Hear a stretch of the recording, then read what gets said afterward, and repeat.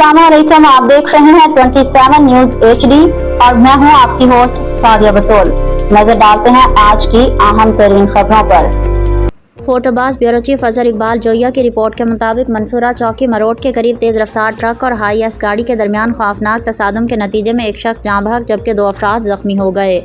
Rescue ज़राए के मुताबिक जाँ बहक होने वाले शख्स की शनाख्त 50 साल अब्दुल रज़ाक के नाम से हुई, जबकि जख्मियों में अली हसन और अरशद शामिल हैं। हादसे का शिकार होने वाले तमाम अफराद का ताल्लुक यजमान सिटी से बताया जाता है। रेस्क्यू एहलकारों ने फौरी तौर पर मौका पर पहुंचकर इमदादी कार्रवाइयां अंजाम दी और इब्तदाई तिब्बी इमदाद फराहम करने के बाद जख्मियों और जाँ बहक शख्स की मैयत को THQ अस्पताल यजमान मुंतकिल कर दिया। रेस्क्यू ज़राए के मुताबिक हादसे की मज़ीद तहकीकात जारी हैं। मज़ीद खबरों और अपडेट्स के लिए देखते रहिए 27 न्यूज HD।